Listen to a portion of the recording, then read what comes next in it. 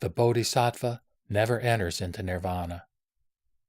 According to the Lankavatara, there are 5 orders of beings from the religious point of view. 1. Those who belong to the Shravaka order.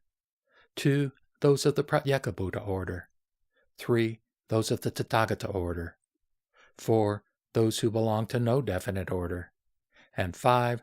Those who are altogether outside these orders. Those belonging to the Shravaka order, who are delighted at listening to such doctrines as concern the skandhas, dhatus, or ayatanas, but take no special interest in the theory of causation, who have cut themselves loose from the bondage of evil passions, but have not yet destroyed their habit energy. They have attained the realization of nirvana, abiding in which state they would declare that they have put an end to existence. All that is to be done is done. They would not be reborn. These have gained an insight into the non-existence of an ego substance in a person, but not yet into that in objects. Those philosophical leaders who believe in a creator or in the ego soul may also be classed under this order.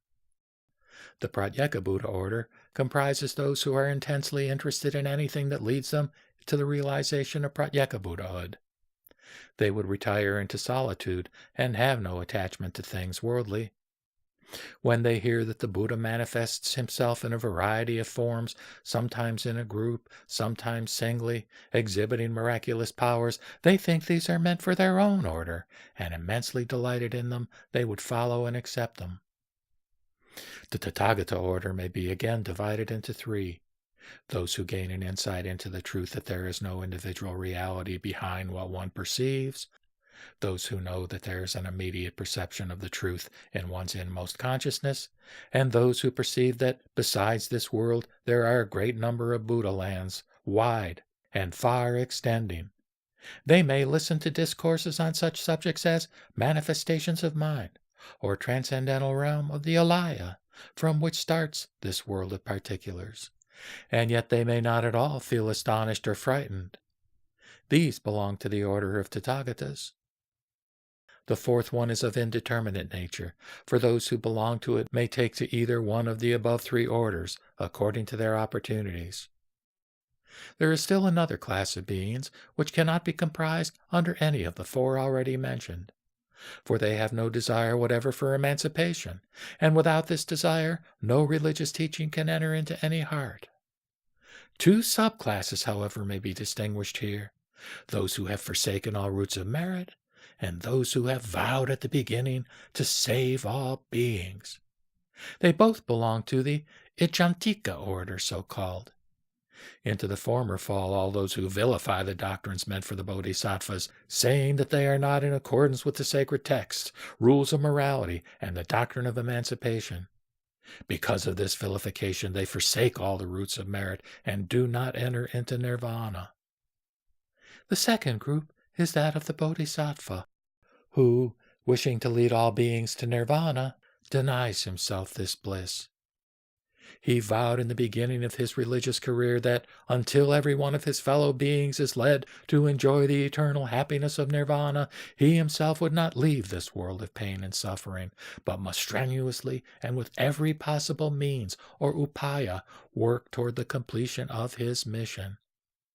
But as there will be no termination of life as long as the universe continues to exist, the bodhisattva may have no chance forever to rest himself quietly with his work finished. The time will come even to those who speak evil of the bodhisattva yana, when through the power of the Buddhas they finally embrace the Mahayana, and amassing stock of merit enter into nirvana, for the Buddhas are always working for the benefit of all beings, no matter what they are. But as for the bodhisattva, he or she never enters into nirvana, as he has a deep insight into the nature of things which are already in nirvana, even as they are. Thus, we know where the bodhisattva stands in his or her never-ending task of leading all beings into the final abode of rest.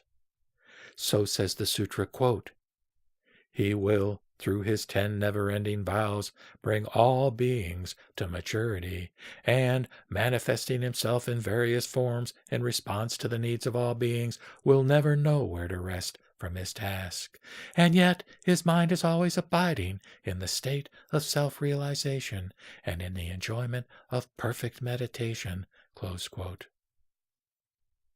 Elsewhere we read again, quote, Again, Mahamate, when Shravakas and Pratyeka Buddhas enter upon the 8th stage of bodhisattvahood, they become so intoxicated in the enjoyment of the samadhi of cessation that they are unable to comprehend the doctrine that all things visible are due to mind only. Their habit energy prevents their seeing beyond individuality and generality. They come to uphold the one-sided view of the egolessness of persons and things. Their knowledge and understanding of nirvana is based upon discrimination and fails to penetrate into the truth of solitude.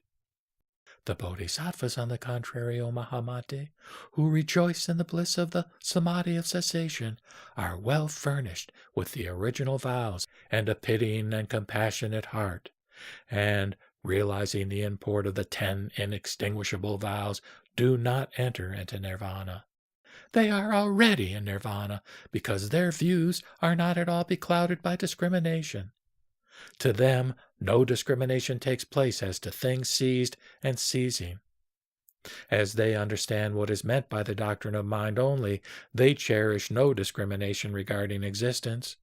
They are kept away from discriminating and attaching themselves to such ideas as Sita, Manas, Manovichnana, the self-substance of things external and their forms. They keep, however, the source of all things in action that belong to the Buddha. They put supreme wisdom or jnana forward as they thus attain the Tathagata stage of self-realization. Close quote.